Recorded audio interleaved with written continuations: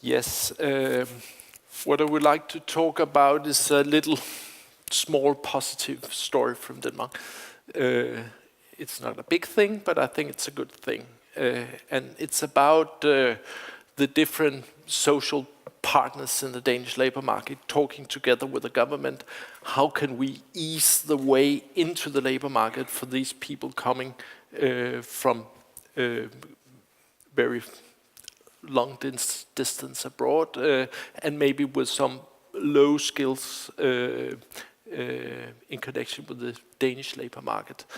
And of course we haven't talked about it yet, but it is a problem if the Danish wage, the minimum wage in the Danish labor market is quite high. So if you can't work to a wage or if you're not productive enough for a wage like that, then you have a problem, even though PES tries to make some arrangements about that. And we have in Denmark, I think, a good tradition for talking together between government, labor unions, trade unions, trying to find solutions. So that's what I'm going to talk about.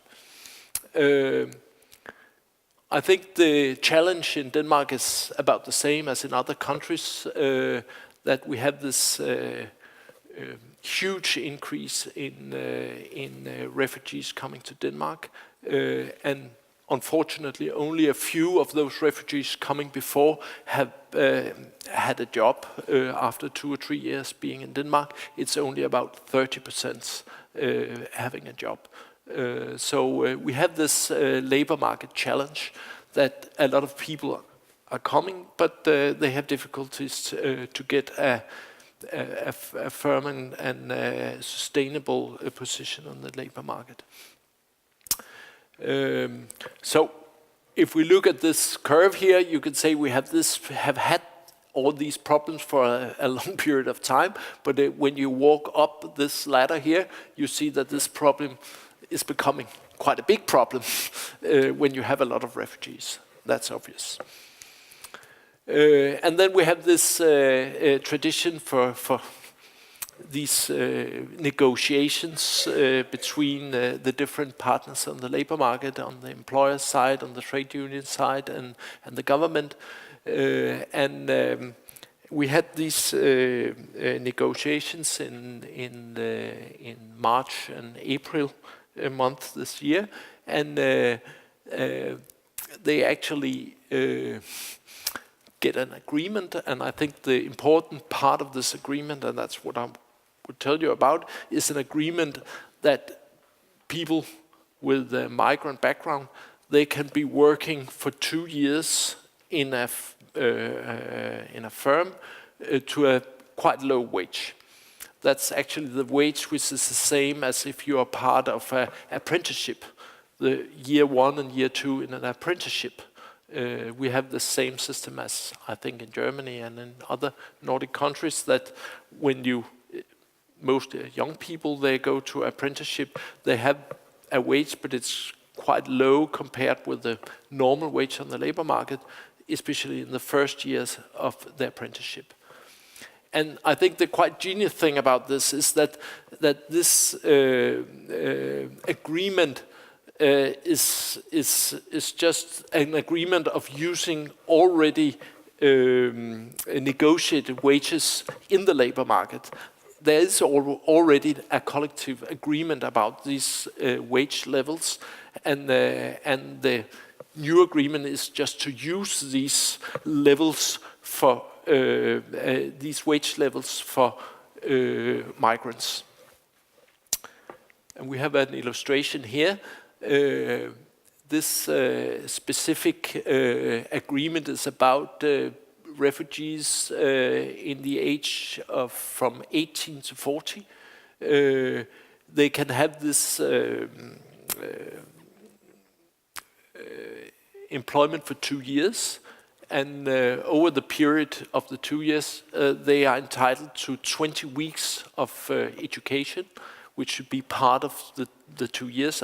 That's part of their working time, to be on different kind of education. That could be language training, that could be other kinds of training. That's what they are going to agree on. But when they are in training, the government pays the benefit level for refugees, and when they are in working in the company, they are paid this wages, which is part of the collective bargaining. And the firm gets a bonus if they have had people engaged for 6 months. They get the first part of the bonus, which is around 2,600 euro per person, and after the 2 years they get the other part of the bonus, which is another 2,600 euro.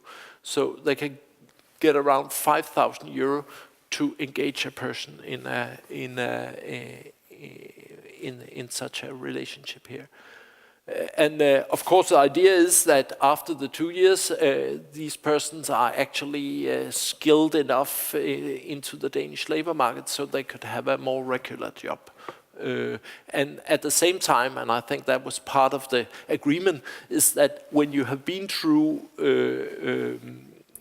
these 2 years, you're also entitled to have Danish unemployment benefits. So that's also a way to socialize people into the Danish benefit system.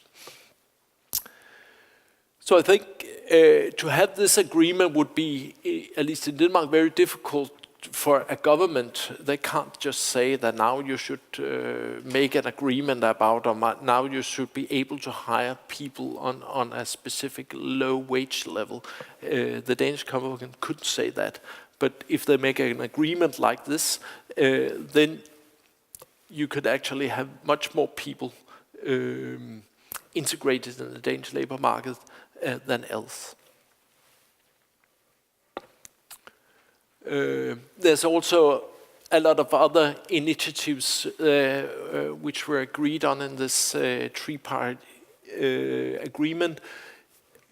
Of course, it has to do with the same things that we have heard today, that it's very important that this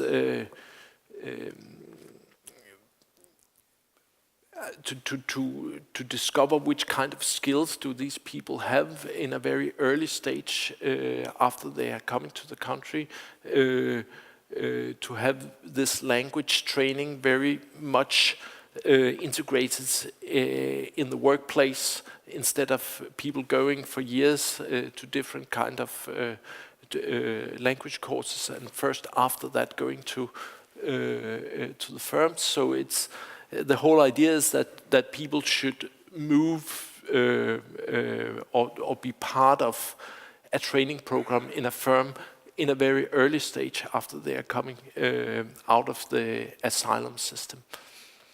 We still have this obligation that people can't go into labor market, they can't go into training before it's decided whether they can get some kind of permit to stay in the country. But in Denmark that would be 2, 3, 4, 5 months after they are coming, then they have this permit and then they can be part of this system. And I think the scope here is quite big in Danish terms. Maybe I know this is about people, not about money, but still money talks. This is some have tried to calculate what was the expenditures in 2013. This is the expected expenditures in 2016. And if we succeed with this new measure, the idea is that half of the people coming to Denmark would be able to earn their own wage after 3 years in the Danish labor market. If we succeed with that, we have this dark blue expenses, public expenses, and if we are not succeeding, if it is like this today, we have the other one. So it's quite a lot of money in difference between succeeding here and not succeeding. And of course, it's not only about money, but it's also about money.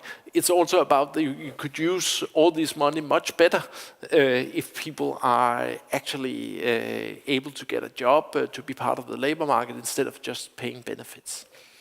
So I think there's a lot to gain here, and I think the idea of talking together with the social partners and finding a way into the labor market is a good idea, because of course PES can do a lot, but PES can't do everything. And if we have some arrangements where people, they can meet together without PES and just be part of the labor market without any interference from the public system, I think that's very good, because we have a lot to do with all the other problems on the labor market. So to stop is just to say that there are some questions here, and I think you have put them further and selected. Of course, in Denmark we have this problem finding out exactly what kind of education should you use in this 20 week, but that's our local problems. There's also some general problems here to discuss. Thank you. Are there some questions? One in the back.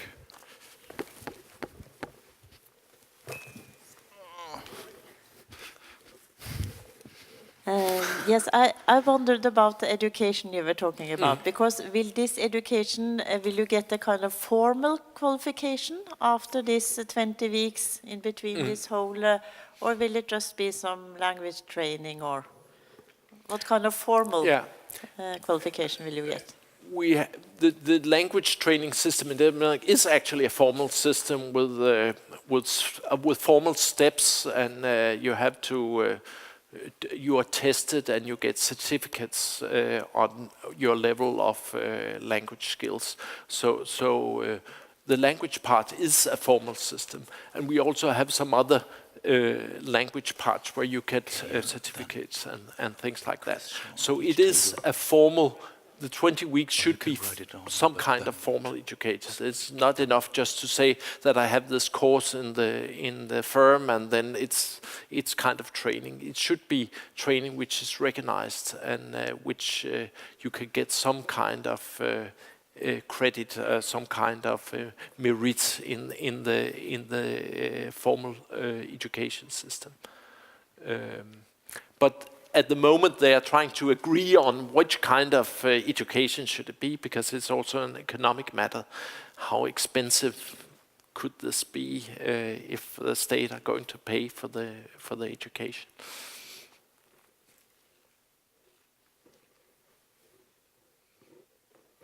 Okay. There's another one here.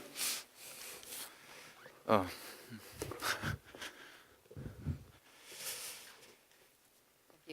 There was just a short sentence you mentioned now. So the state is not only providing the bonus, but is paying for the 20 weeks of education as well? Yes. And it's both, they are paying for the benefits and on people's living costs in the 20 weeks, and they are also paying for the education. The firm is not paying for the education. The firm is only paying for the 2 years minus 20 weeks. But in this period, the government is not paying anything. And okay, you could say the business case is quite good, because when you compare today, the government is actually paying everything for the whole period.